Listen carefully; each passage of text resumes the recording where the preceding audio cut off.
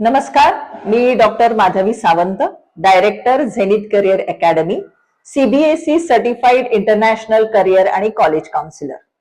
Zenith career academy या अकॅडमीमध्ये आपण 11वी आणि 12वी यासाठी स्टेट बोर्ड आणि CBSE बोर्ड या दोन्हीही बोर्डची फॅसिलिटी सह साधारणपणे ज्या इंजिनिअरिंग आणि मेडिकल साठी एंट्रन्स परीक्षा लागतात, अर्थातच CET common entrance test Maharashtra शासनाची राज्य पातळीवरची एंट्रन्स टेस्ट परीक्षा, त्यानंतर जॉईंट एंट्रन्स टेस्ट म्हणजे JEE जॉईंट एंट्रन्स एक्झामिनेशन जी अखिल भारतीय पातळीवरती इंजिनिअरिंगच्या ऍडमिशन साठी गरजेची आहे, आणि नीट म्हणजे मेडिकलच्या एंट्रन्स साठी जी परीक्षा आहे त्याची प्रामुख्याने तयारी करून घेतली जाते.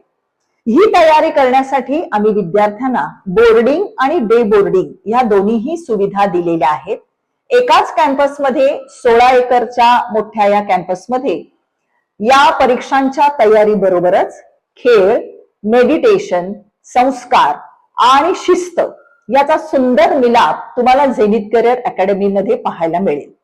या अकॅडमीमध्ये प्रामुख्याने बोर्डिंग आणि डे बोर्डिंगची सुविधा असल्याने 25 किलोमीटरच्या भागातील इंग्लिश मीडियमचे, सेमी इंग्लिश मीडियमचे, मराठी माध्यमातून शिकलेले, CBSE बोर्डचे, IB बोर्ड आणि IGCA बोर्डचे विद्यार्थी प्रवेश घेऊ शकतात.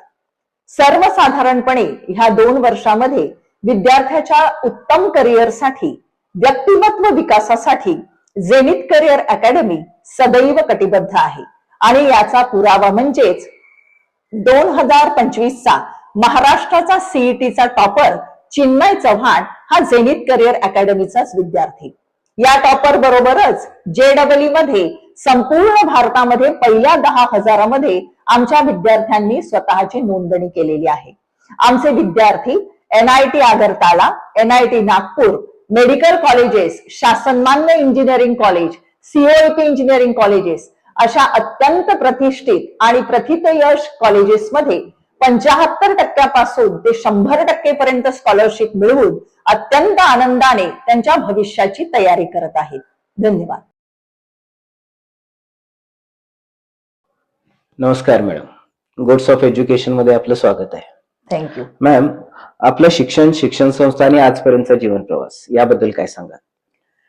मी मूळची मुंबई विद्यापीठाची आयुर्वेदिक मेडिकल डॉक्टर आहे. माझा शिक्षण प्रवास म्हणाल तर दादरला माझं बेसिक एज्युकेशन झालं 10वी पर्यंतचं. त्यानंतर आयुर्वेदिक कॉलेज मधून मी BAMS केलं. लग्नानंतर मी कोल्हापूरला आले. शिक्षण घेत असताना थोडंसं असं लक्षात आलं की विद्यार्थ्यांना मार्गदर्शनाची, मानसिक आधाराची आणि प्रॉपर गायडन्स मिळणं, काउन्सिलिंगची भरपूर गरज आहे. त्या अनुषंगाने मी CBSEचा मास्टर काउन्सिलिंगचा कोर्स केला.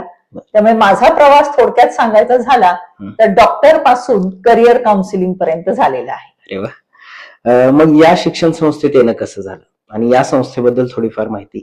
ओके. साधारणपणे 10 ते 15 वर्ष मेडिकलची म्हणजे आयुर्वेदिक मेडिसिनची प्रॅक्टिस केल्यानंतर आपलं कुठंतरी मन वेगळ्या ठिकाणी रमतंय असं मला वाटायला लागलं. बरोबर. I am basically a people person. जेवढी जास्त आजूबाजूला लोक असतील तेवढं मला जास्त कम्फर्टेबल वाटतं. त्या अनुषंगाने 2013 साली शैक्षणिक क्षेत्रात माझा वास्तव प्रवेश झाला. या कॅम्पसमध्ये, पेठ वडगावच्या ह्या झेनिथ करिअर अकॅडमीच्या कॅम्पसमध्ये म्हणाल तर मी 2015 साली आलेली आहे. आणि इथे आल्यानंतर आपण काहीतरी आपल्या आवडीचं काम करतोय, म्हणजेच विद्यार्थी समुपदेशनाचं काम करतोय. या अनुषंगाने मला खूप समाधान मिळायला लागलं. त्यामुळे गेली जवळजवळ 10 ते 15 वर्ष मी या कॅम्पसमध्ये आहे. आणि करिअर काउन्सिलिंग मध्ये मी आहे, ऍडमिशन काउन्सिलिंग मध्ये मी आहे. अरे वा. आता मी त्याच अनुषंगाने तुम्हाला विचारेन की आजकाल शिक्षण पद्धती खूप बदललेली आहे. आता ह्या बदललेल्या शिक्षण पद्धतीकडे बघण्याचा तुमचा दृष्टिकोन कसा आहे, किंवा तुम्ही कोणत्या दृष्टिकोनातून बघता की फ्युचर कसं असावं? अच्छा, अतिशय चांगला प्रश्न आहे हा सर, आणि ही काळाची गरज आहे. विशेषतः ग्रामीण भागातल्या किंवा निमशहरी भागातल्या विद्यार्थ्यांना बदललेल्या शिक्षण पद्धतीची माहिती करून देण्यासाठी आपण मुळात हा जो उपक्रम राबवत आहात त्याबद्दल माझ्याकडून आणि आमच्या संस्थेकडून तुमचं अभिनंदन आहे सर. विशेषतः विद्यार्थ्यांचं समुपदेशन करताना असं मला जाणवतं की एका ठोकळ्या पद्धतीपासून बाहेर काहीतरी मोठं आहे, शिक्षणात काहीतरी क्रांती घडतेय, हे अजून इथपर्यंत झिरपलेलं नाही. बरोबर. त्यामुळे 2020च्या नवीन शैक्षणिक पद्धतीनुसार विद्यार्थ्यांना शिक्षणामध्ये आणि पुढच्या व्यवसाय उद्योजकांमध्ये ज्या नवीन संधी आहेत त्या इथपर्यंत पोहोचवण्यासाठी आपल्याला खूप प्रयत्न करावे लागणार आहे. अर्थात जेवढे ऑप्शन्स जास्त तेवढी कॉम्पिटिशन जास्त. या कॉम्पिटिशन पासून तुम्ही दूर पडू शकत नाही, हे विद्यार्थ्यांनी लक्षात घेणं गरजेचं आहे. बरोबर. त्यामुळं येणाऱ्या नवीन नवीन शैक्षणिक बदलांना समजून घेणं, त्याच्याप्रमाणे स्वतःला तयार करणं हे अत्यंत महत्वाचं आणि आजच्या विद्यार्थ्यांसाठी काळाची गरज आहे असं मला ठामपणे वाटतं. आणि त्या अनुषंगाने करिअर काउन्सिलिंग हा प्रत्येक बोर्डने सुद्धा, सीबीएसई बोर्डने सुद्धा किंवा शासनाने सुद्धा अत्यंत महत्वाचा एक घटक शैक्षणिक पद्धतीमध्ये तयार केला आहे, रुजवला आहे. आता फक्त तुम्ही त्याचा फायदा करून घेणं हे जास्त गरजेचं आहे. बरोबर. आता 10वी आणि 12वीची परीक्षा येऊ घातलेली आहे. हो. मग आता आमच्या विद्यार्थ्यांसाठी ठीक आहे किंवा तमाम विद्यार्थ्यांसाठी तुम्ही काय कानमंत्र द्या? सर्वात सोपा आणि सगळ्यांनी आत्मसात करण्याजोगा एकच महत्वाचा मुद्दा मी सांगेन, तुमची कॉम्पिटिशन तुमच्या स्वतःशीच आहे. बरोबर. शेजाऱ्याशी नाही, पलीकडच्याशी नाही, नातेवाईकांशी नाही. दुसरी महत्वाची गोष्ट, 10वी आणि 12वी हे शैक्षणिक जीवनातील अत्यंत महत्वाचे टप्पे आहेत. तुमच्या शैक्षणिक करिअर मधल्या, तुमच्या भावी जीवनाच्या ह्या 2 अत्यंत महत्वाच्या पायऱ्या आहेत. बरोबर. याच्याकडे जिंकू किंवा मरू अशा पद्धतीनेही बघू नका आणि काय करू होईल इतकं कॅज्युअलीही घेऊ नका. बरोबर. त्यामुळे ह्या दोन शैक्षणिक वर्षांमध्ये तुम्ही फोकस असणं, काहीतरी आपलं फायनल डेस्टिनेशन ठरवून तयारी करणं हे अत्यंत गरजेचं आहे. बरोबर. इथे मी तुम्हाला फक्त एवढंच सांगू इच्छिते की 10वी आणि 12वीच्या परीक्षेमध्ये आपल्याला चांगले मार्क मिळतील का, पुढे आपलं काय होणार, किंवा जाऊ दे नकोच त्यापेक्षा, अशा विचारांपेक्षा आपण शिवाजी महाराजांचा थोडासा आदर्श घ्यायला हवा. कोणत्याही लढाईमध्ये परिणामांचा विचार करून ते कधीही मागे हटले नाहीत. उलट समोर येणाऱ्या प्रत्येक आव्हानाला त्यांनी अत्यंत जोरदार आणि अत्यंत आत्मविश्वासाने ते सामोरे गेलेले आहेत. बरोबर. त्यामुळे कानमंत्र इतकाच, स्वतःशीच स्पर्धा करायची आहे आणि अत्यंत आत्मविश्वासाने करायची, तयारी पूर्ण करावी. Yes, because you have lot many opportunities even if you are successful, even if you are not successful. बरोबर. हेच म्हणायचं झालं तर मग कॉम्पिटिशन पण खूप असेल मॅडम. आता त्या कॉम्पिटिशनचे परिणाम पण असतात आणि ते मुलांच्यावर पडणारा म्हणजे त्रास पण, ताण पण असतो. त्याकडे कसं बघाल तुम्ही, किंवा त्यासाठी मुलांना काय कानमंत्र द्याल की त्या कॉम्पिटिशनच्या प्रेशरवर कसं मात केली पाहिजे?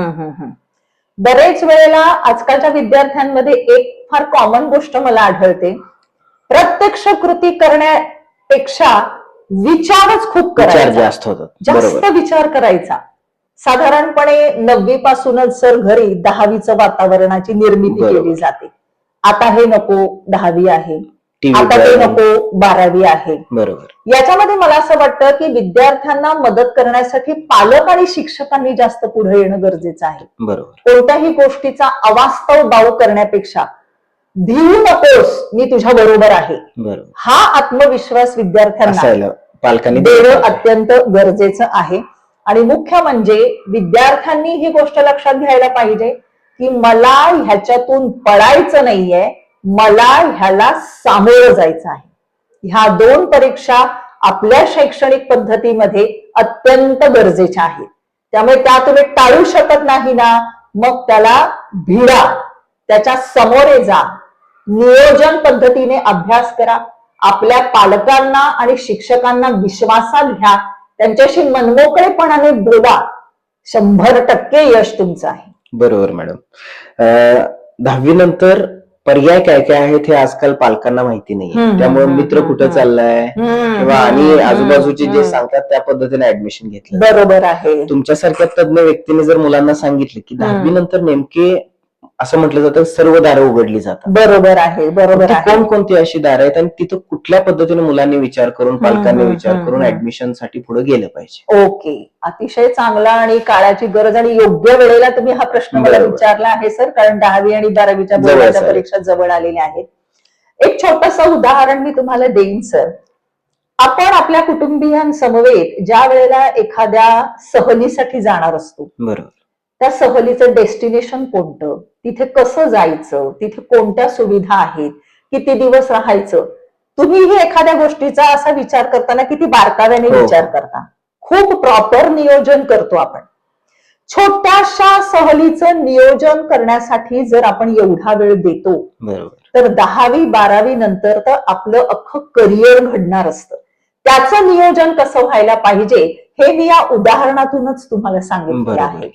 आपल्या आई वडिलांची सर्वसाधारणपणे शैक्षणिक क्षेत्रामधली माहिती, त्यानंतर आपले मित्रमैत्रिणी, आपले शिक्षक, आपली आर्थिक, सामाजिक, बौद्धिक, मानसिक ह्या सगळ्या गोष्टींचा, ह्या सगळ्या कॅपॅसिटीजचा तुम्हाला विचार करायला लागतो. बरोबर. पण हा विचार 10वी आणि 12वी नंतर करायचा नाही.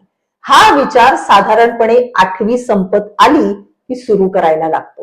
कारण ही स्पर्धा, ही कॉम्पिटिशन तुमच्या गावापुरती, तुमच्या शहरापुरती मर्यादित नाही.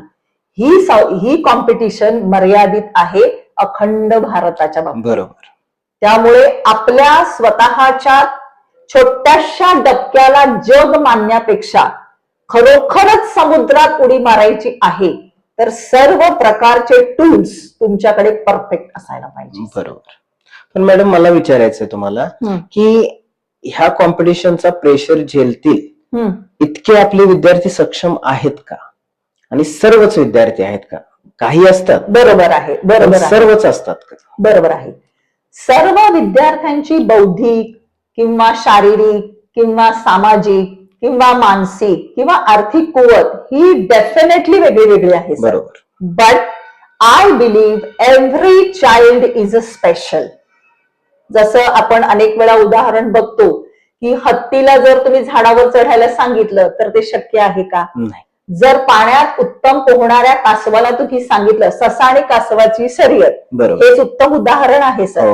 प्रत्येक विद्यार्थ्याने स्वतःमध्ये असलेली क्षमता ओळखून त्या बाबतीमध्ये आई वडील, शिक्षक, समुपदेशक, काउन्सिलर्स आणि आपल्याला अत्यंत विश्वासू वाटणाऱ्या व्यक्ती किंवा संस्थेपर्यंत ही क्षमता बोलून पोहोचवणं गरजेचं आहे. कॉम्पिटिशन आज कोणत्या क्षेत्रात नाही हे तुम्ही मला सांगा. बरोबर. घरी जर 2 भावंड असतील तर कळत न कळत का होईना त्यांच्यात सुद्धा कॉम्पिटिशन आहे. 100%. मग तुम्ही ह्या कॉम्पिटिशनला कुठल्या लेवल पर्यंत टाळू शकता? नाही ना टाळू शकत. मग तुमच्यातला स्पार्क ओळखा, त्याला थोडस खत पाणी घाला, त्याच्यामध्ये मी पुढे काय करू शकतो ह्याचा थोडासा अभ्यास करा. आहे ना तुमच्या हातात मोबाईल, मग करा ना त्याचा योग्य वापर. बरोबर. त्यामुळे घाबरण्यापेक्षा किंवा स्ट्रेस घेण्यापेक्षा, मी परत एकदा सांगेन, केवळ विचार करून घाबरण्यापेक्षा किंवा ताण तणाव निर्माण करण्यापेक्षा त्याच्यामध्ये उतरून बघा. त्याचा विचार करण्यापेक्षा गोष्टी वहीमध्ये लिहून काढा. थोडस बरोबर काय, चूक काय, आजूबाजूच्या बरोबर चर्चा करा. निश्चितच तुम्हाला मार्ग मिळेल आणि तुमचा स्ट्रेस आपोआप कमी होईल. कारण प्रत्येक प्रॉब्लेमला सोल्युशन आहे, फक्त तुम्ही शोधायला हवं. 100%. अतिशय सुंदर पद्धतीने तुम्ही हे सांगितलेलं आहे. आता मी तुम्हाला या अनुषंगाने विचारेन की कोणकोणत्या स्पर्धा परीक्षांना मुलांना सामोरं जावं लागतं 10वी नंतर, किंवा त्या कोणकोणत्या स्पर्धा परीक्षांचा विचार करून ते उतरतात यावर, आणि तुम्ही कोणकोणत्या सर्व्हिस प्रोव्हाइड करता? एक डॉक्टर आणि एक काउन्सिलर असं कॉम्बिनेशन मध्ये मी या प्रश्नाचं उत्तर दिलं तर चालेल का? चालेल ना मॅडम. ज्या वेळेला एखादं बाळ जन्माला येतं त्यावेळेला सर्वात पहिली त्याची कॉम्पिटिशन असते या जगाच्या बदलाशी जुळवून घ्यायचं आणि जगायचं. बरोबर. त्यामुळे सर्व्हायव्हल इन्स्टिंक्ट तुमच्या सगळ्यांमध्ये आहे, कारण तुम्ही आजचा दिवस आणि हा व्हिडिओ पाहताय. बरोबर. याच्यापेक्षा तर मोठी कॉम्पिटिशन कोणती असूच शकत नाही. बरोबर आहे ना? मग आता तुम्ही ही मोठी कॉम्पिटिशन जिंकल्यानंतर तुम्हाला फक्त कुठंतरी स्वतःला एस्टॅब्लिश करायचंय. आणि भारतीय शिक्षण पद्धतीनुसार कोणतेही शिक्षण तुम्हाला समोर आणून ठेवलेलं नाही. त्यासाठी तुम्हाला स्वतःची क्षमता सिद्ध करायची आहे आणि ही सिद्ध करायची आहे कॉम्पिटिटिव्ह एक्झामच्या मार्फत. साधारण ऑलिम्पियाड, डॉक्टर होमी भाभा अशा प्रकारच्या कॉम्पिटिटिव्ह एक्झाम्स ना सर शाळेपासूनच सुरू होतात. माझ्याविषयी म्हणाल किंवा करिअरला मार्गदर्शन करणाऱ्या किंवा डायरेक्शन देणाऱ्या खऱ्या कॉम्पिटिटिव्ह एक्झाम सुरू होतात तुमच्या 12वीच्या दरम्यान. बरोबर. याच्यामध्ये तुम्हाला इंजिनिअरिंग साठी अखिल भारतीय पातळीवरची जॉईंट एंट्रन्स एक्झामिनेशन द्यावी लागते. महाराष्ट्रात जर एज्युकेशन घ्यायचं असेल, महाराष्ट्रातल्या कॉलेजमध्ये ऍडमिशन घ्यायचं असेल तर कॉमन एंट्रन्स टेस्ट द्यावी लागते. ही कॉमन एंट्रन्स टेस्ट असेल, मग तुम्हाला वकील व्हायचं असू दे किंवा डॉक्टर व्हायचं असू दे, इंजिनियर व्हायचं असू दे, आर्किटेक्ट व्हायचं असू दे, अगदी डिफेन्स मध्ये जायचं असू दे, बरोबर, एंट्रन्स परीक्षा इज अनअवॉइडेबल. बरोबर. मग या अनुषंगाने तुमची तयारी होणं गरजेचं आहे. आता याच्यामध्ये एक छोटासा मुद्दा असा येतो की आपले ग्रामीण भागातले किंवा निमशहरी भागातले विद्यार्थी या कॉम्पिटिटिव्ह एक्झामच्या बाबत फारसे जागरूक नसतात, माहिती पण नाहीये. माहिती नाहीये. याची तयारी तुम्हाला सांगते मोठ्या शहरातली मुलं साधारण 6वी ते 8वी पासूनच सुरू करतात सर. आणि आपल्या इकडे साधारणतः 11वीत ऍडमिशन घेतल्यानंतर सुरू होते. आपल्याकडे करिअर बद्दलचा एक मोठा सर्वात समज 10वीला चांगले मार्क मिळाले, खूप चांगले मार्क तर सायन्सला जायचं, मध्यम मिळाले तर कॉमर्सला जायचं, कमी मिळाले तर आर्ट्सला जायचं. साधारणपणे ग्रामीण भागामध्ये जर तुम्ही बघितलं सर, म्हणजे आता आपली अकॅडमी पेठवडगावला आहे, बरोबर, आजूबाजूच्या भागांमध्ये विद्यार्थ्यांना डिफेन्स या करिअर विषयी खूप आकर्षण आहे, पण माहिती नाहीये, काहीच माहिती नाहीये. मग त्यांचं काय होतं, पोलीस भरतीमध्ये किंवा 10वी नंतर मला शॉर्टकट कुठं डिफेन्स मध्ये जाता येतंय का, अशा पद्धतीने ते मार्ग शोधतात. तर याला उत्तम उपाय म्हणजे तुम्हाला 11वी 12वी मध्ये ऍडमिशन घेणं आणि अत्यंत प्रतिष्ठित अशा ज्या एंट्रन्स परीक्षा आहेत, मग ती एनडीए असेल, जॉईंट एंट्रन्स एक्झामिनेशन असेल किंवा सीईटी असेल किंवा नाटा असेल किंवा क्लॅट असेल, या सगळ्या परीक्षांची न घाबरता 2 वर्ष तयारी करणं. ही तयारी जर तुम्ही प्रॉपर मार्गदर्शनाने केली, प्रॉपर तुमचं नियोजन केलं तर अजिबात अवघड नाही. पळू नका, भिडा. अतिशय चांगला कानमंत्र मॅडमांनी दिलेला आहे. पण मला विचारायचं मॅडम की जेई आणि नीट संदर्भात थोडंसं इलॅबोरेट करता का तुम्ही? हो. आता जॉईंट एंट्रन्स एक्झामिनेशन म्हणजे जेईई ही परीक्षा अखिल भारतीय पातळीवरती इंजिनिअरिंगच्या ऍडमिशनसाठी किंवा रिसर्च मध्ये तुम्हाला जायचं असेल किंवा पीसीएम रिलेटेड जे करिअर ऑप्शन्स आहेत, बेसिकली इंजिनिअरिंग आणि आर्किटेक्चर, या 2 प्रोफेशनसाठी ही परीक्षा घेतली जाते. यातला पहिला आपण थोडासा इंजिनिअरिंगचा विचार करूया. जॉईंट एंट्रन्स एक्झामिनेशन ही परीक्षा सर्वसामान्यपणे 11वी 12वी मध्ये तयारी करावी लागते. 12वीच्या बोर्ड परीक्षेच्या अगोदर साधारण जानेवारीच्या शेवटला आणि 12वी बोर्ड परीक्षा झाली की एप्रिल महिना, अशा 2 वेळा ही परीक्षा तुम्हाला देता येते. ह्या साधारण 300 मार्काची परीक्षा आहे. 100 मार्क गणित, 100 मार्क फिजिक्स, 100 मार्क केमिस्ट्री, अशा 3 विषयांमध्ये ती डिस्ट्रीब्युटेड आहे. सर्वात महत्वाचं आपल्या विद्यार्थ्यांनी समजून घ्यायला पाहिजे की ही जेईई परीक्षा जी आहे याच्यामध्ये निगेटिव्ह मार्किंग आहे. हे महत्वाचं आहे. तुम्ही जर 4 प्रश्न बरोबर सोडवले तर तुम्हाला 16 मार्क मिळतात, पण तुम्ही 1 प्रश्न चुकवला तर तुमचे 5 मार्क जातात. आता 5 मार्क कसे, तर तो प्रश्न बरोबर सोडवला असता तर तुम्हाला मिळाले असते 4 मार्क, ते तर तुमचे गेले कारण तो तुम्ही चुकीचा सोडवला आणि चुकीचा सोडवला त्यामुळे -1 असे एकूण 5 मार्क जातात. प्रत्येक चुकीच्या उत्तराला -1 मार्क वजा होतो. हेच साधारणपणे हाच क्रायटेरिया नीट जी तुम्ही मेडिकल साठी देणार आहात त्यालाही लागू आहे. ही जी परीक्षा आहे ही वर्षातून 2दा घेतली जाते. जॉईंट एंट्रन्स एक्झामिनेशन 2 वेळा जरी तुम्ही दिली तरी त्यातले हायएस्ट मार्क ज्या अटेम्प्ट मध्ये आहेत तो अटेम्प्ट ऍडमिशन साठी महत्वाचा धरला जातो. आता मेन्स क्वालिफाय केल्यानंतर तुम्हाला द्यावी लागते ऍडव्हान्स.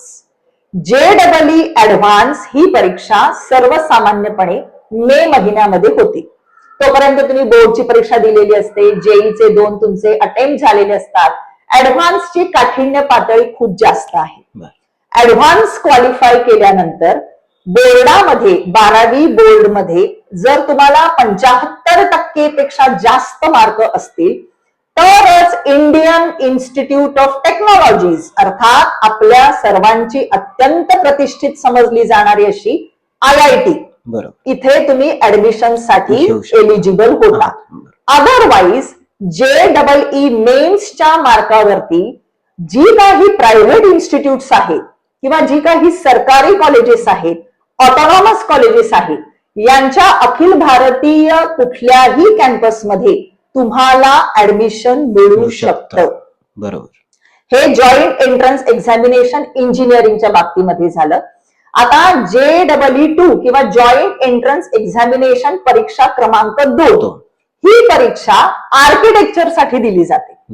आर्किटेक्चरचे जे अभ्यासक्रम IITs मध्ये अवेलेबल आहेत, NITs मध्ये अवेलेबल आहेत, तिथे तुम्हाला ही परीक्षा पास व्हावंच लागतं. पण एक चांगली गोष्ट आहे की आर्किटेक्चर साठी जी JEE परीक्षा आहे याला तुम्हाला ऍडव्हान्सची आवश्यकता लागत नाही.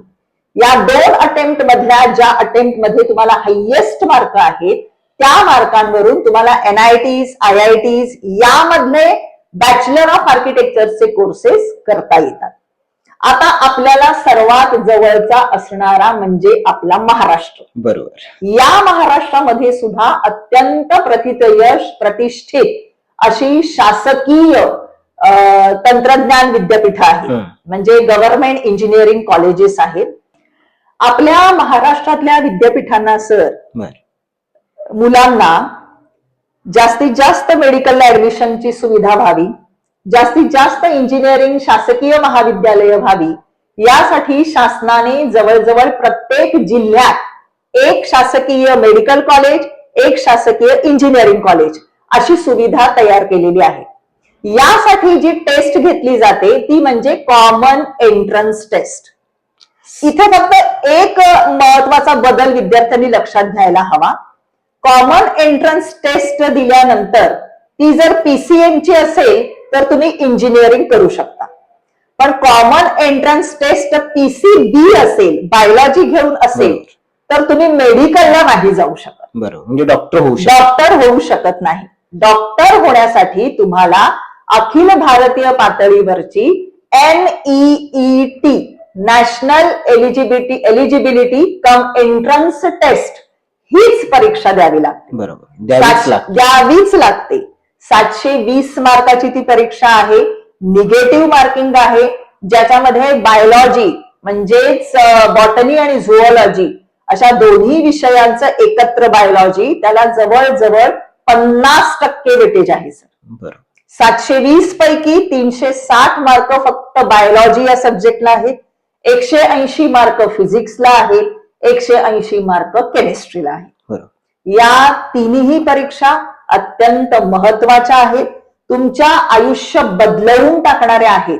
त्यामुळे as a career counsellor I will suggest की शक्य असेल तर 8वी पासूनचा पाठ्यपुस्तकांचा अभ्यास अतिशय डीपली करा, कन्सेप्च्युअल बेस्ड अभ्यास करा.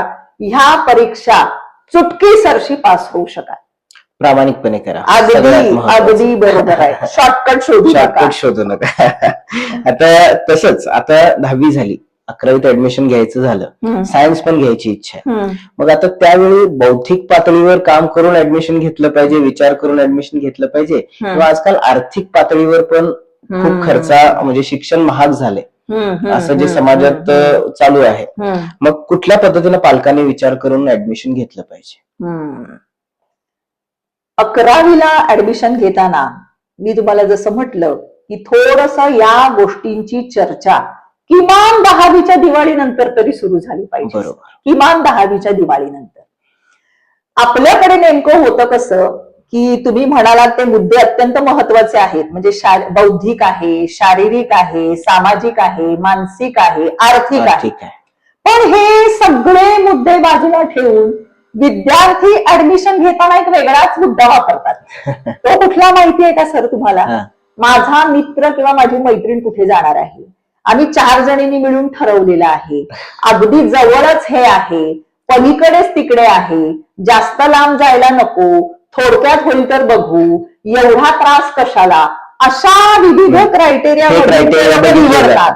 निवडतात. म्हणजे करिअर हा नाही क्रायटेरिया नाही नाही नाही, आपल्या जवळ काय आहे, मग तुम्ही जितकं जवळचं बघाल तितकी तुमची उडी सुद्धा लिमिटेड छोटीच राहणार. म्हणजे डबक्यातलं बेडूक अगदी होण्याचा अगदी. प्रयत्न असतो आणि सर्वांचा. डबक्यातल्या बेडकाला असं वाटतं की हाच महासागर आहे, बरोबर. मला ह्याच्यात पोहता आलं म्हणजे मी खूप महान आहे. तसं नाहीये, थोडस वरती येऊन बघा. जग खूप मोठं आर्थिक आहे. अगदी बरोबर आहे. आर्थिक ही गोष्ट बरोबर आहे सर, पण तो एकच क्रायटेरिया नाही लावता येणार सर, बरोबर. अजिबात नाही. आर्थिक पेक्षा तुमची इच्छाशक्ती, तुमची मनशक्ती आणि करून दाखवण्याची तुमची जिगर किंवा आत्मविश्वास जेवढा असेल त्या पद्धतीने तुम्ही शिक्षणाचा ऑप्शन निवडायला हवा. मी आमच्याच एका विद्यार्थ्याचं तुम्हाला हे देऊ इच्छिते, उदाहरण देऊ इच्छिते. याच्यामध्ये त्या विद्यार्थ्याला 10वी मध्ये अत्यंत कमी मार्क होते, साधारण एक 35% पण त्याच्या आजोबांची जबरदस्त इच्छा होती की हा चांगल्या इन्स्टिट्यूट मध्ये शिकावा, त्याच्या आजूबाजूला चांगले विद्यार्थी असावे, त्याने माझा नातू निश्चितच चांगला परफॉर्म करू शकेल, हा त्या आजोबांचा विश्वास होता सर. 35% गणितात मार्क मिळालेल्या विद्यार्थ्याला झेनिथ करिअर अकॅडमीच्या शिक्षकांच्या सहकार्याने जेईई परीक्षेत म्हणजे जॉईंट एंट्रन्स एक्झामिनेशनच्या इंजिनिअरिंग एंट्रन्स परीक्षेमध्ये जवळजवळ 91% मार्क मिळाले सर. किती छान गोष्ट आहे. 35%च्या मुलाला 91% मार्क मिळाले. त्यामुळे इथं कुठं आर्थिक मध्ये आलं का? नाही. शारीरिक मध्ये आलं का? नाही. सामाजिक मध्ये आलं का? नाही. फक्त इच्छाशक्ती आणि योग्य गायडन्स. तुमची इच्छा असेल, तो एक डायलॉग आहे ना सर पिक्चर मधला की अगर तुम किसी चीज को पूरे दिल से चाहो तो सारी कायनात उसे दिलाने में तुम्ही काम आहे, जुट जाती है. तोच हा प्रकार आम्ही अनुभवलेला आहे. बरोबर. त्यामुळे खुदी को कर बुलंद इतना कि खुदा बंदे से खुद पूछे बता तेरी रजा क्या है. बरोबर. किती सुंदर. आणि असे शिक्षक मिळाले तर नक्की ध्येय निवडण्यासाठी पण विद्यार्थ्यांना जोम येतो. आता एक वेगळाच क्वेश्चन मी तुम्हाला इथे विचारणार आहे. पालकांची तयारी पण आहे फी भरायची. आजकाल अकॅडमीची संख्या पण वाढलेली आहे, फी पण भरतात. म्हणजे एक असा दृष्टिकोन झाला की फी भरली म्हणजे माझी जबाबदारी संपली, आता रिझल्ट आला पाहिजे. हे कितपत योग्य आहे आणि त्यांना त्याबद्दल तुम्ही काय सांगा? इथे मी आमच्या पालकांना एक नेहमी उदाहरण देते की हा लोखंडाचा कारखाना नव्हे. बरोबर आहे की नाही? की रॉ किंवा गंजलेलं लोखंड तुम्ही घातलं की मधल्या सगळ्या मशीन्स मध्ये त्याचं प्रोसेसिंग होईल आणि सुंदर असं चकचकीत स्टील बाहेर येईल, असं हे नाहीये. We are working on living organisms, बरोबर, लिव्हिंग ह्युमन बिंग्स, ज्यांना इच्छा आहे, आकांक्षा आहे, भीती आहे, टेन्शन आहे, आनंद आहे, दुःख आहे, कंटाळा आहे, कंटाळा म्हणजे मी तर बोलायला अशा एका तरुण मुलांवरती आम्ही काम करतो सर, की जी वयाच्या अशा टप्प्यावरती आहेत की खरं सांगायचं पालकांचं ऐकत नाही, म्हणून त्यांना अशा अकॅडमीज पाहिजे असतात की जवळजवळ दिवसभर तिथंच सगळी जबाबदारी त्यांची. आणि मग आम्ही पैसे भरलेले. एक बरोबर आहे सर, ज्या वेळेला पालक पैसे भरतात त्यावेळेला त्यांचा हक्क आहे की आमच्या मुलाला त्या पैशाच्या अनुषंगाने ज्ञान मिळतं आहे का, त्याला तो रिस्पेक्ट मिळतो आहे का, त्याचं व्यक्तिमत्व त्याचं जोपासलं जात आहे का, हे बघणं पालकांचं कर्तव्य आहे. आणि हे लांबून होत नाही सर, बरोबर, लांबून होत नाही. एक त्रिकोणाचा आपण कल्पना करूया. त्रिकोणाच्या वरच्या टोकाला विद्यार्थी आहे, खालच्या टोकाला एका बाजूला पालक आहेत, एका बाजूला शिक्षक आहेत. आणि त्रिकोण जर तुम्हाला राखायचा असेल, तुमच्या मुकुटाप्रमाणे शिरपेचा तो विद्यार्थी बसलेला आहे, त्याचं स्थान जर अबाधित ठेवायचं असेल तर पालक आणि शिक्षकांनी हात मिळवणी करणे गरजेचे आहे. त्यामुळे केवळ पैसा, केवळ मानसिक आधार किंवा लांबून अगदी घारीसारखं माझं लक्ष आहे तुझ्याकडे असं नाही चालत माणसांच्या बाबतीमध्ये. शिक्षकांना येऊन भेटणं, शिक्षकांकडनं त्याचा आढावा घेणं. एक छोटीशी गंमत सांगते सर, असे काही विद्यार्थी आम्ही पाहिलेले आहेत की ज्यांना माहित असतं की आपल्या पालकांचा आणि आपल्या शिक्षकांचा हम्म. काहीही संबंध येणार नाही, बरोबर. कधीही ते समोरासमोर येणार नाही. मग ते विद्यार्थी घरी जाऊन काय सांगणार? शिकवलं नाही, काहीच कळलं नाही. हो. काय कळतात काय माहिती. पालक चिडतात, पण काही कारणाअभावी ते आम्हाला समोर येऊन भेटू शकत नाही. हो. मग आम्हाला येऊन सांगायचं नाश्ता दिला नाही, घरी बरंच नाहीये, आजारीच आहे, गावालाच गेलेली आहे, म्हणजे आम्हाला वाटणार की पालकांचं लक्ष नाही. बरोबर. त्यामुळे काही विद्यार्थी या गोष्टींमध्ये अत्यंत तरबेज असतात की काही कधीही तर असं आपले- सांगतात, आई हा. वडिलांचे वाद चालू आहेत. अगदी बरोबर मला आहे, अभ्यासाचं अगदी पोषक बरोबर आहे. वातावरणच नाहीये. नाही, आणि शक्यतो ते कसं प्रयत्न करतात की पालक आणि शिक्षक समोरासमोर एकत्र येणार नाही. बरोबर. त्यामुळे पालक आणि शिक्षक सुजाण बनले पाहिजेत. हातात हात घालून, आपल्या दोन्ही हातात विद्यार्थ्याचा हात धरून, एका बाजूला पालक एका बाजूला शिक्षक, असं आपल्याला त्याला पुढे घेऊन जायचं आहे. बरोबर. पैसा सगळं नाही, पण पैसाच सगळं करून घेतो. बरोबर. आता मला हे तुम्हाला विचारायचं की कॉम्पिटिशन खूप वाढलेलं आहे. खूप म्हणजे अगदी जागोजागी कॉलेजेस अकॅडमी झालेले आहेत. हो. त्याचा फायदा जास्त आहे की प्रेशर जास्त आहे मुलांच्यावर? कुठं घ्यायचं, कसं घ्यायचं, कसं निवडावं की मी कुठं गेलं पाहिजे? बरोबर आहे. कारण प्रत्येक जण आपलंच बेस्ट चांगलंच सांगणार. बरोबर. मग आता पालकांसमोर, विद्यार्थ्यांसमोर सगळ्यात मोठा प्रश्न हाच आहे की योग्य निवडायचं कसं? काय क्रायटेरिया असले पाहिजे? बरोबर आहे. एक महत्वाचा मुद्दा मी नक्की हायलाइट करेन. जेवढ्या अकॅडमीज जास्त, जेवढ्या शैक्षणिक संस्था जास्त, तेवढ्या विद्यार्थ्यांना ऑपॉर्च्युनिटीज जास्त. हे अगदी बरोबर आहे. पण एकच पालकांना सल्ला माझा असा असेल, कोणतंही तुम्ही जेव्हा शैक्षणिक संस्था निवडताय, मग ती 11वी 12वी साठी असू दे किंवा त्याच्याहीपेक्षा वरच्या शिक्षणासाठीची असू दे, एकच सल्ला मी असा देईन, आजपर्यंत तुम्ही तुमच्या विद्यार्थ्याची व्यवस्थित काळजी घेतली. बरोबर आहे. त्याला काय हवं नको, दुखलं खुपलं, अगदी तो न सांगता सुद्धा तुम्हाला समजतं. बरोबर. मग ज्या वेळेला ह्या मोठ्या शिक्षणाच्या महासागरामध्ये तुम्ही त्याला लोटणार आहात, त्याला ढकलणार आहात, त्यावेळेला नुसतं तो टॉप करायला पाहिजे, चांगल्यात चांगलं करायला पाहिजे अशी अपेक्षा ठेवण्यापेक्षा, याला जर काही अडचण आली तर हा कुणाला तरी अप्रोच करू शकेल अशा संस्था निवडा. कुणीतरी माझ्या विद्यार्थ्याला जर तो गटांगळ्या खायला लागला तर त्याचा हात धरून त्याला बाहेर काढेल, त्याला मानसिक आधार देईल, त्याचे प्रश्न समजून घेईल, त्याला बोलतं करेल, असा वेळ देऊ शकेल अशी एक तरी व्यक्ती त्या शैक्षणिक संस्थेमध्ये असावी. 100%. आणि दुसरी महत्वाची गोष्ट म्हणजे मला असं सांगायचं आहे की एखाद्या पालकाला समजा आपल्या विद्यार्थ्याच्या वर्तनातला बदल जाणवला तर त्याला सुद्धा त्या शैक्षणिक संस्थेमध्ये अशी एक तरी व्यक्ती किंवा असा एक तरी समुपदेशक असावा की मॅडम किंवा सर, माझ्या विद्यार्थ्याच्या वागण्यात थोडासा बदल झालाय, तुमच्या लक्षात आलं का? बरोबर. असं पाहिजे. तुम्ही ढकला, स्पर्धेत ढकला त्याला, पण डोळे उघडे ठेवून. हो हो हो. आंधळ्यासारखं ढकलू नका. शेजारचा पोहत पलीकडे गेला, तुला पोहावंच लागेल, थांबा ना, कदाचित त्याच्या पायात काहीतरी अडकलं असेल. बरोबर. थोडस जर असं त्याला वेळ द्या. प्रत्येक मुलगा वेगळा, प्रत्येक विद्यार्थी वेगळा सर, प्रत्येक विद्यार्थी वेगळा. एकाच मोजमापात नाही नाही नाही. ती शैक्षणिक संस्था किंवा ते इन्स्टिट्यूट असं असावं की पालक आणि विद्यार्थी यांना अप्रोचेबल एखादी व्यक्ती तरी असावी आणि त्यांना पाहिजे तेव्हा. बरोबर. मी आज पालक सभा आहे 4 ते 5 मध्ये तुम्ही आलात तर ठीक, नाहीतर काही बोलायचं नाही. बरोबर. असं नको सर. बरोबर. असं नको. थोडासा कालावधी एखाद्याला 2 महिन्याचा लागेल, एखाद्याला 3 महिन्याचा लागेल, एखादा 2 वर्षात होणारच नाही. बरोबर. पण ते समजून घेऊन घाबरू नकोस, आम्ही तुझ्या बरोबर आहोत, काय ना काहीतरी छान होईल, मिळणारच, 100% मिळणार. कारण शासनाने शिक्षणाचे असंख्य पर्याय ठेवलेले आहेत. तुम्ही फक्त बघा, योग्य माहिती घ्या, काउन्सिलिंग करून घ्या. मार्गदर्शक योग्य असायलाच पाहिजेत. हजारांच्या गर्दीत गेले नाही नाही नाही, असं होता कामा नये. आणि I am very proud to say that की आमच्याकडे म्हणजे झेनिथ करिअर अकॅडमी मध्ये the number of students are very limited. We give admissions only to 100 students. आणि त्याच्यामध्ये आम्ही क्रायटेरिया लावत नाही की 95% जास्तच पाहिजे, 90% जास्तच पाहिजे. Because we transform ordinary into extraordinary. Hand holding कॉलेजला जाईपर्यंत होणारच याची 100% गॅरंटी. म्हणजे प्रत्येक मुलाचा हात पकडून तुम्ही योग्य त्याच्या उंचीपर्यंत ठेवता.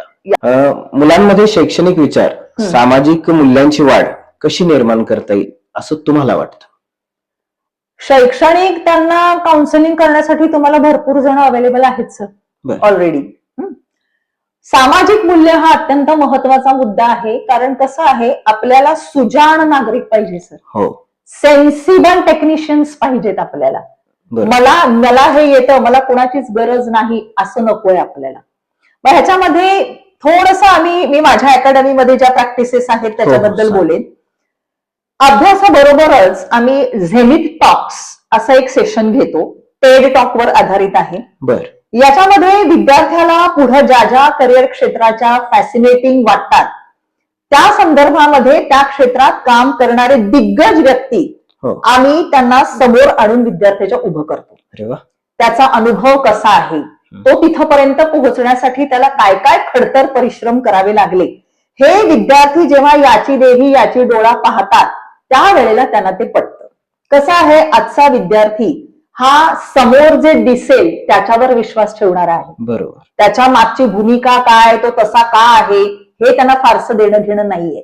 आज समोर हे चकचकीत आहे म्हणजे हे चांगलंच आहे, अशी आजची मानसिकता आहे. हो हो. त्यामुळे प्रॅक्टिकल एक्झाम्पल्स देऊन आपण सामाजिक मूल्य विवर्धित करू शकतो. पालक आणि शिक्षक यांनी तत्वज्ञान सांगण्यापेक्षा त्यांच्या वागण्यामधून काय मूल्य विद्यार्थ्याला अपेक्षित आहे बरोबर. ही दाखवणं गरजेचं आहे. आचरणात असेल तरच ते- ऍब्सोल्युटली. बरोबर. आपण त्याला समाजामध्ये महिलांचा आदर कर असं सांगणार आणि घरीच जर आपण मुलगा आणि मुलगीमध्ये भेदभाव करत असू तर ते कितपत मूल्य रुचतील याचा थोडासा विचार. पटेल का त्यांना? ऍब्सोल्युट. आणि आजकालची मुलं ऍक्टिव्ह आहेत, डोळस आहेत. मी तेच म्हटलं की ते प्रत्येक गोष्टी बघून बघतात. जास्त शिकतायत, तुमचं ऐकून नाही. नाही. त्यामुळे you set the examples how you want them, that is more effective बरोबर. असं मला वाटतं. नक्कीच. अतिशय सुंदर पद्धतीने मॅडम हे तुम्ही सांगितलेलं आहे. प्रत्येक पालकांनी हे समजून घेतलं पाहिजे.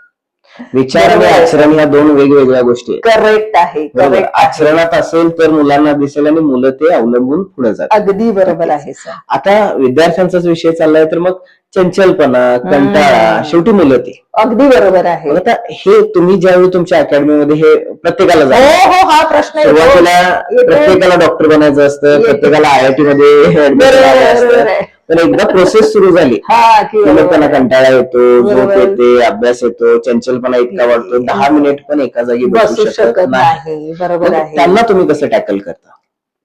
सर. इथे हा जो आमचा कॅम्पस आहे म्हणजे doctor Cyrus Poonawalla international school Peth वडगावच्या ह्या कॅम्पसमध्ये आपली झेनिथ करिअर अकॅडमी आहे. बरोबर. 11वी-12वी आपण JEE, नीट, CET या परीक्षांची तयारी करून घेतो. हो.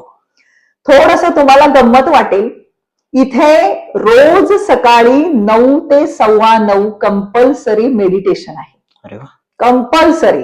आणि हे मेडिटेशन सर कुठल्याही जात, धर्म, नामस्मरण, प्रमोशन असं अजिबात नाही. बर. हे 10 ते 15 मिनिटाचं मेडिटेशन म्हणजे फक्त डोळे मिटून शांत बसायचं आणि पॉझिटिव्ह अफर्मेशन्स रिपीट करायचे. बर. म्हणजे self mind activation and training. अरे वा. की आज मी जे काही करणार आहे ते मला समजणार आहे, मी एक अत्यंत उत्तम नागरिक होणार आहे, मी अत्यंत पॉझिटिव्ह आहे, मी आशावादी आहे, अशा पद्धतीचं ते 10 ते 12 मिनिटाचं मेडिटेशन आहे. बरोबर. आणि ते मेडिटेशन झालं की मग तुमच्या दिवसाची सुरुवात होते. त्यामुळं चंचलपणा किंवा हे प्रॉब्लेम्स या वयातल्या मुलांना अपरिहार्य आहेत. हो.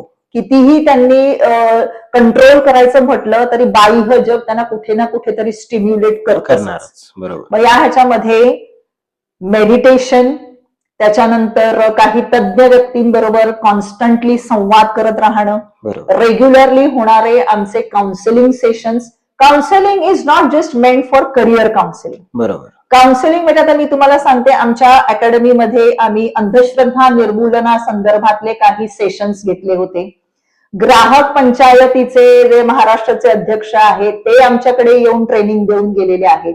म्हणजे सायबर सिक्युरिटी असेल, या वयातला सोशल मीडिया इफेक्टिव्हली कसा हाताळायचा, तुमचं करिअर ठरवताना नेमके कोणते मुद्दे महत्वाचे ठरवायचे आणि तुमचं समाजातलं वागणं कसं असावं, या संदर्भातले रेग्युलर सेशन्स आम्ही विद्यार्थ्यांना देतो. मुलांसाठी हे करतो. मुलांसाठी ठेवू शकतो. रेग्युलरली पालक सभा असतात. जसं मी तुम्हाला मगाशी म्हटलं की एखाद्या विद्यार्थ्याच्या वागण्यामध्ये किंवा त्याच्या बॉडी लँग्वेज मध्ये जरी बदल आढळला तरी लगेच पालकांना त्याची पूर्वसूचना देणं, त्यांना त्या बाबतीमध्ये अलर्ट करणं आणि त्याच्यावर ते सोल्युशन्स सांगणं. बरोबर. नुसतंच प्रॉब्लेम कन्वे करत नाही, सोल्युशन्स काय केल्यावर काय होऊ शकतं. म्हणजे कदाचित मला असं वाटतं की डॉक्टर आणि काउन्सिलर हे दोन्ही असल्यामुळे मला हा थोडासा फायदा होतो अकॅडमी रन करताना, की शारीरिक बदल, शारीरिक प्रॉब्लेम आणि मानसिक प्रॉब्लेम ह्या दोन्हीची एक चांगली सांगड घालून आपण पालकांपर्यंत त्या गोष्टी योग्य वेळेला पोहोचवतो. म्हणजे दोन्ही डॉक्टरच झाले. अगदी अगदी. नक्कीच. आता मला तुमच्या संस्थेबद्दलच विचारायचं आहे. अशी काही उदाहरणं तुम्ही आम्हाला सांगाल की दैदिप्यमान यश मिळवलेलं आहे. काही ठराविक मुलं असतात ज्यांचा आपण नेहमी उल्लेख करत असतो, अशा काही विद्यार्थ्यांच्या बद्दल आमच्या प्रेक्षकांना तुम्ही सांगा. अच्छा. साधारण ह्या कॅम्पसमध्ये 2015 सालापासून IIT आणि JEE, नीट, CET ही अकॅडमी म्हणजे ह्या परीक्षांची तयारी करून घेतली जाते. याच्यामधली दैदिप्यमान उदाहरण म्हणजे आपले काही विद्यार्थी आज अमेरिकेमध्ये आणि लंडनमध्ये MBBS ला स्कॉलरशिप सह गेलेले आहेत. कारण हा थोडासा विचार आपण करत नाही ऍक्च्युली. पण मी तुम्हाला जसं म्हटलं की करिअर काउन्सिलिंग मधून त्यांना जवळजवळ 3 लाखापासून ते 10 लाखापर्यंतच्या स्कॉलरशिपवर ते अत्यंत प्रतिष्ठित अशा परदेशी युनिव्हर्सिटीज मध्ये आज MBBS करत आहेत. आपल्या इंजिनिअरिंग क्षेत्रातलं म्हणायचं झालं तर NIT आगरताळामध्ये आमचा विद्यार्थी आहे की जो इंटिग्रेटेड एमटेक कोर्स करतो आहे. म्हणजे सर्वसामान्य विद्यार्थ्याला एमटेक व्हायला 6 वर्ष लागतात, पण तो 5 वर्षामध्ये एमटेक होणार आहे. सायन्स, कॉम्प्युटर सायन्स आणि मॅथ्स असे अत्यंत जनरली अवघड समजले जाणाऱ्या विषयांमध्ये अगदी अगदी तो JEE त्याने दोन्ही क्वालिफाय केलेले आहेत. NIT आगरताळामध्ये आपली काही NIT नागपूरमध्ये आपली आर्किटेक्चर साठी स्टुडंट्स आहेत, इंजिनिअरिंग साठी स्टुडंट्स आहेत. कर्नाटकातल्या विद्यापीठांमध्ये आपले विद्यार्थी MBBS आणि BAMS करत आहेत. एक आमच्याकडे विद्यार्थी म्हणजे काही विद्यार्थी आमच्याकडे असे आहेत की JEE ऍडव्हान्स क्वालिफाय होतात, पण शेवटी त्याला शिक्षण महाराष्ट्रातच घ्यायचं असतं. स्वतःला पडताळून पाहण्यासाठी ते JEE क्वालिफाय होतात, पण जातात ते आपल्या सर्वात चांगले समजणे जाणारं पुण्याचं जे COEP कॉलेज आहे किंवा गव्हर्नमेंट इंजिनिअरिंग कॉलेज कोल्हापूर आहे किंवा वालचंद कॉलेज आहे, अशा ठिकाणी आपले विद्यार्थी गेले आहेत. आणि चेरी ऑन द केक म्हणजे 2025चा महाराष्ट्र कॉमन एंट्रन्स टेस्ट इंजिनिअरिंगचा टॉपर आपला विद्यार्थी आहे. पुण्याचा विद्यार्थी आहे तो. Thank you so much sir. पुण्याचा चिन्मय चव्हाण आहे, जो हॉस्टेलला राहत होता आणि 100% मार्क मिळून तो महाराष्ट्रात पहिला आलेला आहे. हॉस्टेलमध्ये राहून 24 तास तुमच्या नियंत्रणाखाली राहून त्यानं ते केलेलं आहे. अगदी बरोबर आहे सर. हॉस्टेलची मुलं आम्हाला कन्व्हिनियंट पडतात सर, कारण कसं आहे मध्यरात्री, दुपारी, संध्याकाळी त्यांच्या कन्व्हिनियन्सली आमचे टीचर्स त्यांच्या बरोबर अवेलेबल असतात 24/7. 24/7. आणि ह्याच्यामध्ये एक गोष्ट मी हायलाइट करेन सर, कुठल्याही प्रकारचा मोबाईल अलाउड नाही, लॅपटॉप अलाउड नाही, टॅब अलाउड नाही. येस. साधं पुस्तकातनं स्टडी मटेरियल मधनं अभ्यास करून सुद्धा तुम्ही महाराष्ट्रात पहिले येऊ शकता याचं जिवंत उदाहरण चिन्मय सेट करून दाखवलेलं आहे. अगदी म्हणजे ऑनलाईन ऑफलाईन हे करू का ते करू हे कन्फ्युज व्हायचं कारण नाही. मी तुम्हाला मगाशी म्हटलं 7वी ते 8वी पासूनच्या पाठ्यपुस्तकांचा अभ्यास जर तुम्ही प्रॉपरली केलात तर या परीक्षा ही फक्त एक एलिजिबिलिटी 12वी लागते म्हणून, नाहीतर तुम्ही सहज क्रॅक करू शकता. बरोबर. आणि रस्ता माहित आहे, ट्रॅक प्रॉपर असेल आणि एकाच मार्गाने गेले तर यश मिळतं 100%. कन्फ्युजन मध्ये आपण बदलत जातो, शॉर्टकट्स मारायला शॉर्टकट आयुष्यात नसतो. नाही 5-1 वर्षाचा तुमचा कठोर मेहनत असायलाच लागते ह्या परीक्षा. 100%. आणि यश 100% 100% मिळतं. 100% मिळतं. 100%. आता आम्हाला तुमच्या संस्थेच्या कार्यपद्धतीबद्दल थोडंसं जाणून घ्यायला आवडेल. कशा पद्धतीनं आपलं वर्किंग असतं आणि ध्येय उद्दिष्टे कशी आहेत तुमची? Okay. Namaste. Welcome to Zenith Career Academy, where we transform ordinary to extraordinary. Hello, I am Prithviraj, a student of Zenith. You may have heard about various coachings, including Zenith. Well, in Zenith, we provide excellent coaching for competitive exams like JEE, NEET, NATA, etc. But the main thing about this academy is we provide boards prep. I was a student of CBSE till 10th grade, and I found out that we here get excellent material and excellent teachers for our board preps. So, for a better future in your competitive exams and boards, please join Zenith Career Academy. Thank you very much.